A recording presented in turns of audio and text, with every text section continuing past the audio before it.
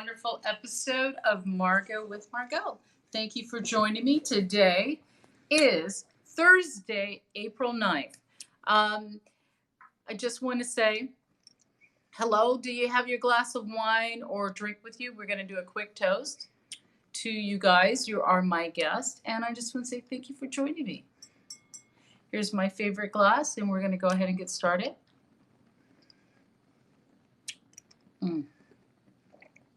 Oh, that's just absolutely lovely.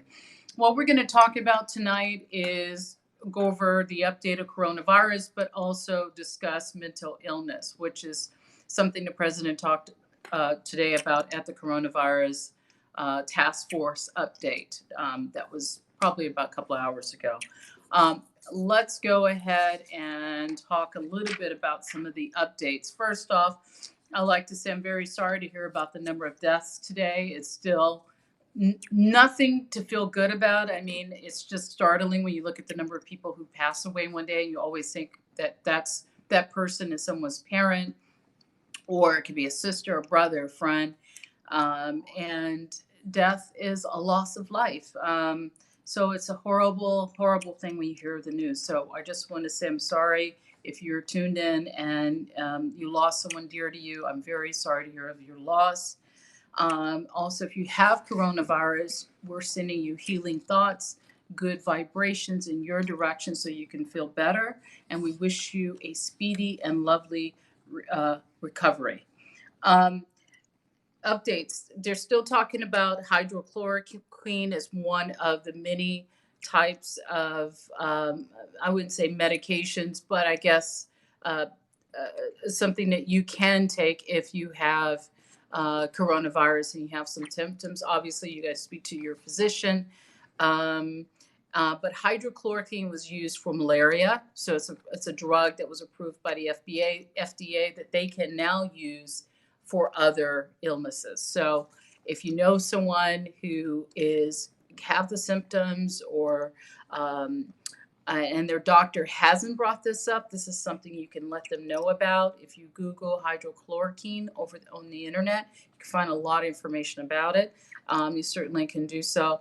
There's a couple of vaccinations on its way. I wouldn't say vaccinations are on their way. I would say there's about 10 that I know Bill Gates was talking about a couple of days ago that they're going to test and roll out, and that's going to take probably about a year.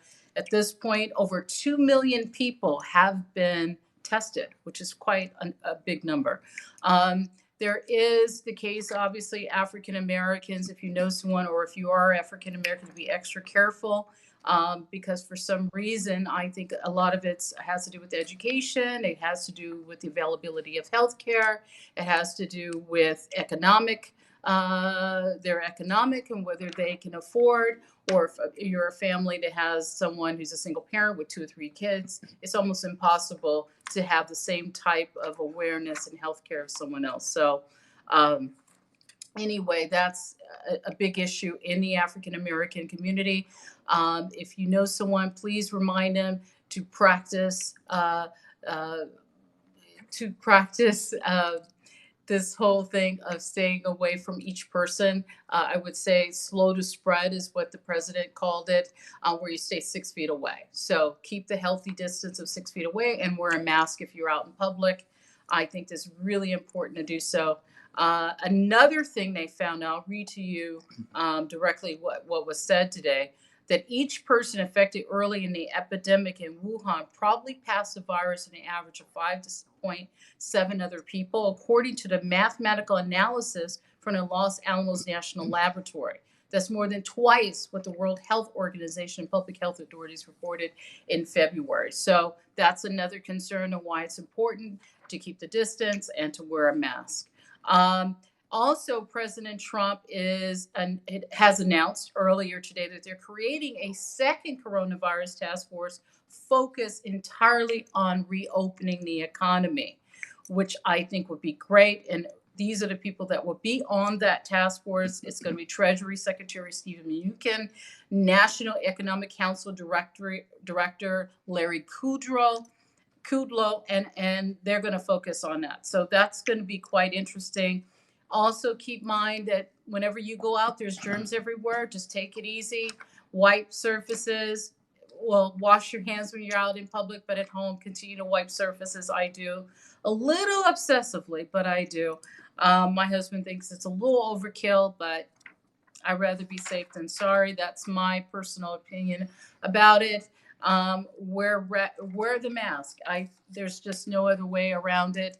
I think there's this argument. Well, it will do more damage than good. Just if you do put a mask on and it's on your face, don't take it off and put your hand in front of the mask to remove the mask. That means that your hands are now contaminated from the mask, and then there's extra work. So when you take off the mask, remove it to the side, throw it in the trash if you need to. If it's the only one you have and you can wash it right away.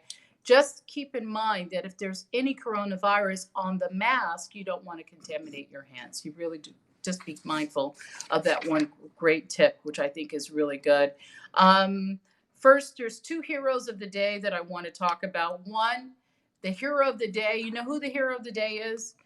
Yesterday it was a gentleman, Jack Dorsey, who is one of the founders of Twitter. The day before it was Bill Gates.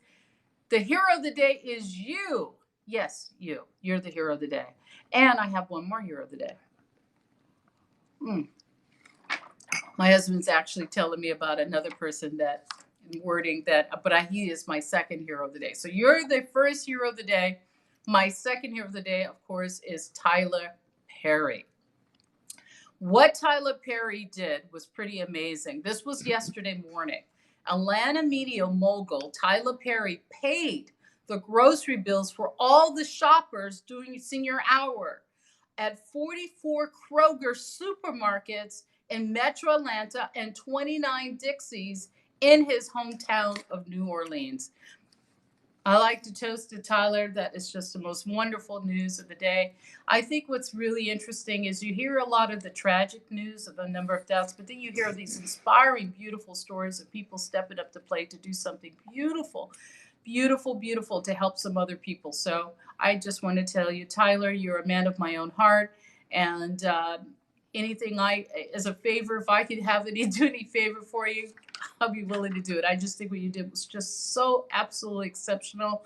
God bless you. And you made a lot of people happy. And it's just a beautiful thing. So I'm going to do one more toast for Tyler because I think what he did was just amazing. Can you imagine? Can you imagine if you're in the store, you're shopping, you go to the register and they tell you, by the way, your groceries have been taken care of.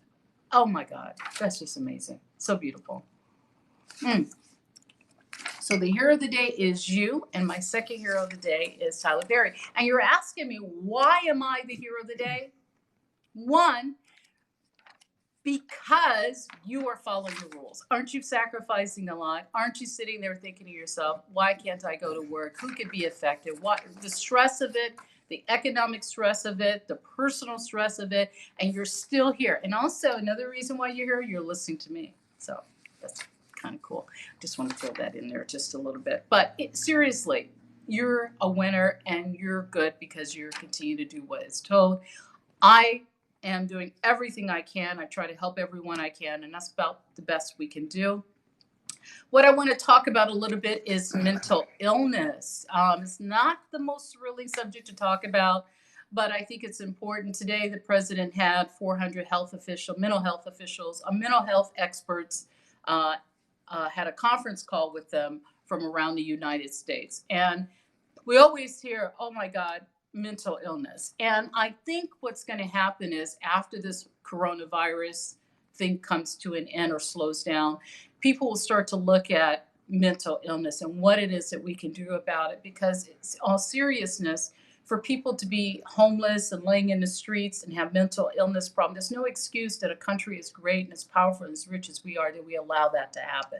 So one, money needs to be set aside for those individuals who have problems coping with the difficulties of life, whether those difficulties are something they were born with or perhaps something because of the trauma they experience in their life. So they should have two separate, the focus should be twofold. One, people who are born with mental illness. There's just not much that can be done. Perhaps there's support systems, it's medication, there's all that whole other process. The second level are the people that can be healed and can go back into society. They need to set up a strategic program to address those specific needs. Now, keep in mind, I'm not a doctor, so I'm just going to share with you stuff that I have actually seen and have learned in my life on a personal level. Years ago, many years ago, I read a wonderful book called Road Less Travel. It was written by M. Scott Peck. And what the book primarily focused on, because he was a world renowned psychiatrist, there was a correlation between spirituality and mental illness. And the medical profession tends to keep those two ideas separate. I think personally they need to be done as one. This is just my personal opinion. What he found through his practice, through being a psychiatrist, seeing a number of patients, he noticed the following.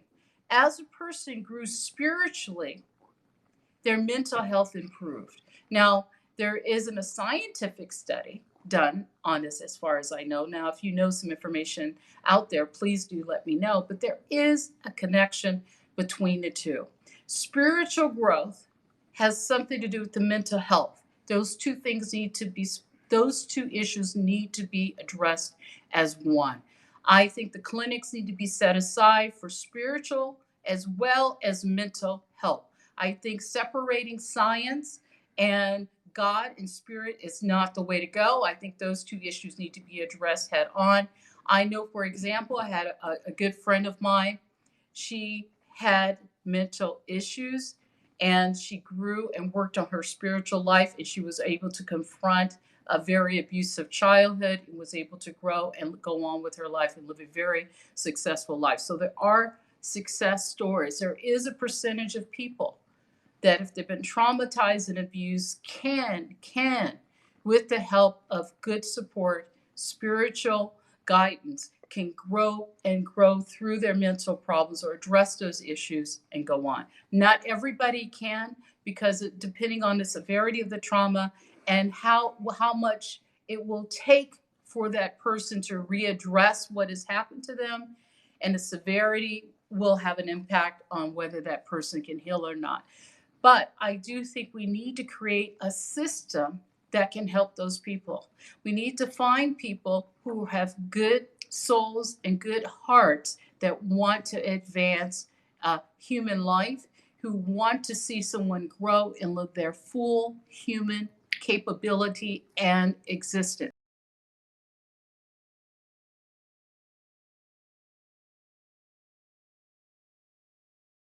Number of years, and I have this moment that I wanted to share with you. But let's step back and think about coronavirus.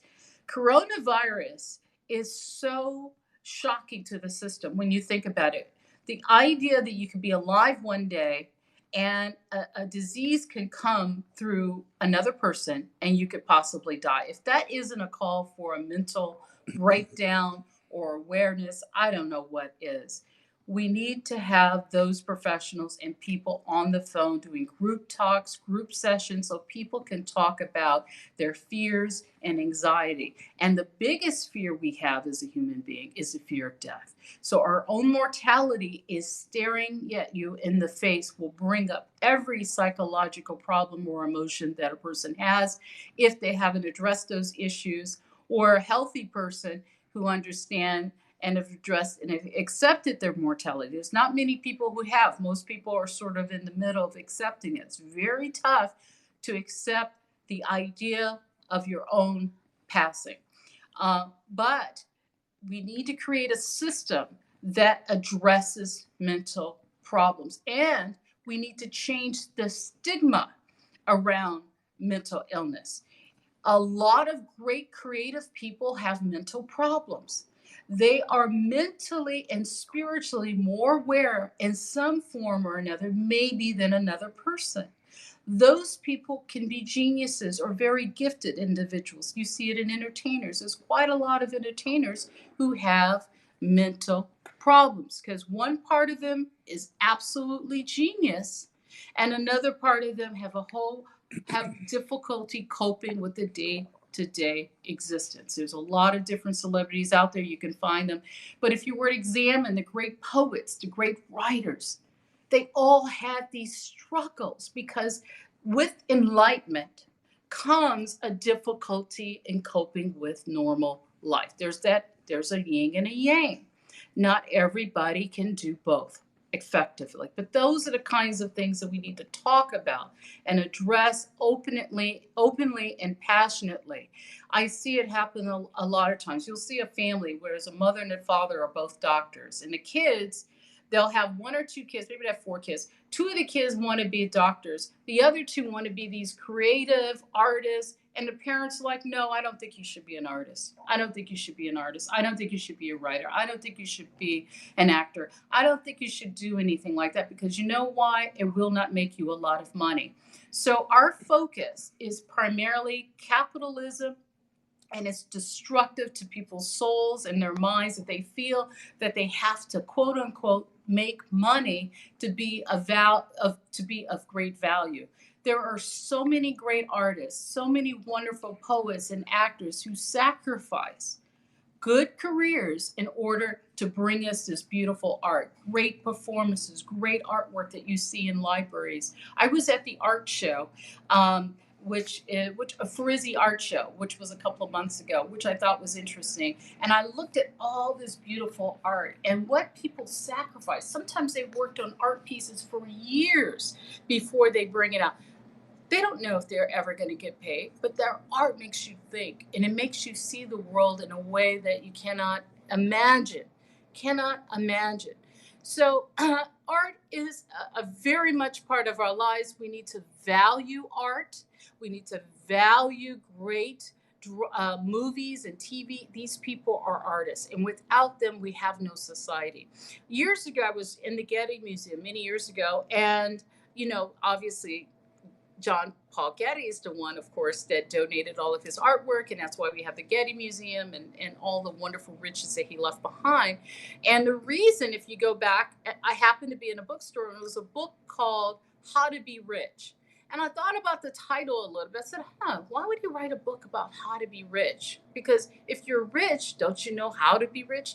And what I found was the book was written with an incredible amount of wisdom, because he wrote the book in his 70s, and he comes from a different place, because obviously he's at the time when he wrote the book, he's one of the richest men in the world. And he says, every great society without art will fall.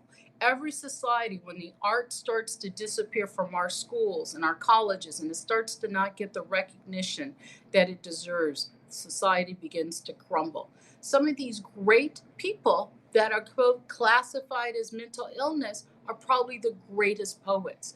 I read stories. I'll read some great poetry, and then I'll go back and do some research on that person, because the poetry is written in such a way that it just grabs your soul, right? You read it and you just go, whoa, who wrote that? I'll go back and do a little research on that person's background. I'll read that they had mental problems. I will find out that their mother never loved them. Their mother abandoned them. You understand that art and these people are geniuses. But he died poor. He died penniless with very little bit of money. I'll explain who it is. I'll talk about him in a later date. But there are many stories like this. Many stories of tragic beginnings in life and are very difficult. I'll just throw some celebrity names out there that have mental problems. I know that Oprah Winfrey now I don't think she has mental problems, but she had an impoverished childhood. She felt neglected, and she overcomes such great obstacles. There's great poets. There are many examples out there that I could share with you that had very tough beginnings. Even read about Abraham Lincoln and all the failures that he experienced and what he had to go through to grow to a level to be a wonderful and a great president that we happen to have this country.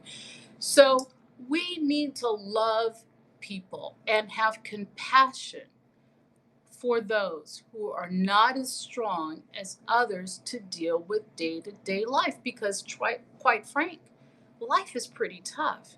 And there's a really good line from that book that M. Scott Peck wrote, And in the line, it really grabbed me because, when you read a book, you should always look at the first paragraph. It kind of gives you an idea of what the book is going to be about. And in that first line, it said, life is difficult. Once you accept life is difficult, it ceases to be not as difficult. Life is difficult. Once you cease accept that life is difficult, it tends to not be difficult. And what that tells you is this is not an easy ride. It truly isn't. People like myself smile a lot, love, and live in the moment. We know how difficult it is, but we know how grateful it is to be alive. And we understand that every moment of my existence may end at any moment. And I ask myself, is it better for me to just give up, or do I keep fighting and have hope? And I'm hoping that this whole situation with coronavirus will awaken people's mind that we need to support people and love them and have programs with good people running the programs, because you'll read a lot of times they'll have bad people. And when they're bad people who are exploiting or taking money and doing bad things, we need to get rid of them. We need to support people who have the kind heart and the good angels, and we help them to rise up. And the evil, bad, crappy, terrible, awful people we get rid of. We recognize they're bad. We don't make excuses because they're bad, and we get rid of them. But we need to set up a system that helps people with mental challenges and mental health. Those people are our friends, those people are our family, and they are deserving of our love. Just because people don't live up to your expectations doesn't mean that we need to value their human existence, because everyone is important. God created all of us. All of us. Have you noticed how wonderful human beings are? We come in small sizes, big sizes, little sizes, but we all have that capacity to be good people and to love each other. We have a wonderful country. It's a fairly young country. When I pass away and you pass away, let's leave a place that is wonderful, that we value human life even more, and we get rid of the criminals, the bad people, the people that pay everybody off to keep their dirty work hidden, and we get rid of them. And the people, and when you know someone is bad, you fight and you get rid of them. You do whatever it takes to make it easier for the next guy. It's not always easy. That's why the bad guys always get away with it, right? They know how to pay people. They have people shut their mouths. We don't want those people in this world. We want to remove them away. We know who the bad apples are. You know them. And gracefully get them away. They shouldn't be in positions of power. We pray that we have good people and good ideas in this world. I have been enormously grateful for everything that's come to me in my life, and I want to share as much of the good stuff that I have and that I know, and I want to share that with you. But we need to acknowledge mental people with mental health are our beautiful people. Those are the people who have something special underneath the surface that need to be loved and recognized. Being a human being, we all have our weaknesses and strengths, but those people especially can be our gifted people that we need to listen to, we need to value, and that we need to understand. Love is the answer. Compassionate love is what we have to give one another, and we do it because it feels good. It is our purpose. It is why we're here. I don't know why you're listening to me. It could be that you decided to turn on the YouTube channel or Periscope or Twitter, whatever else you found me. There's a reason we met. There's a purpose behind my moment, and there's a purpose for yours as well. So coronavirus, we're going to beat you. There's no question about it. We're going to beat you. We're going to win, because we always win. Human beings have been around for millions and millions of years. Do you really think a little virus is going to slow us down? We're strong, we're vigilant, and if there's people out there that are suffering, your friends and family, you give them a call and you show some love. When I go to the grocery store, I always tell the person who's checking me out, thank you for doing your job. I really appreciate what you're doing. I really want to say something good for you in front of your supervisor. I do it. You just do it. You spread love, you spread kindness, and you do something good.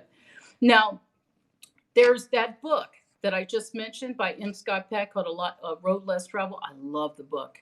Anyway, it talked about spirituality and mental illness. If you like a copy of the ebook, I do have it in my email. So email my assistant, graciekwhite@gmail.com, if you want a copy of that book.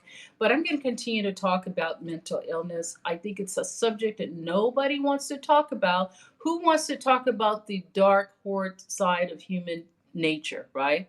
But we need to address it head on. We need to understand how mental illness works, how to help people who are trying to get their lives better, whether they're crippled by addiction, whether they're crippled by abuse, whether they're crippled about self-hatred. Whatever the issue is, we need to set up a support system and show them our love. Now, the other 4 books, you have until Friday midnight. If you like one of these books, you email my assistant, I'll send you the ebook. One is The Power of the Subconscious Mind, because we really operate from whatever the messages that are in the back of our mind, how we were programmed when we were children. You have to take control of your thoughts and your mind. Very important. Your words and your thoughts have great power. Great power. So you have to understand. Another great book is Think and Grow Rich by Napoleon Hill. He wrote this book in the 1930s. He studied some of the most successful people in the world. If you're a person who is in business or want to do better, I think the book is one of the best books out there. Another great book is The Power of Positive Thinking by Norman Vincent Peale, who understood that infinite power that we all have, positivity. Why should you be positive? Because positive energy is what brings opportunities and goodness to you. It is why we go to church. It is why we're one, because we're one with God. We're connected at a much deeper level. And you know what's really surprising? We're connected to each other. That's right. We're all in this together. We're one big, beautiful humanity. And another one is a man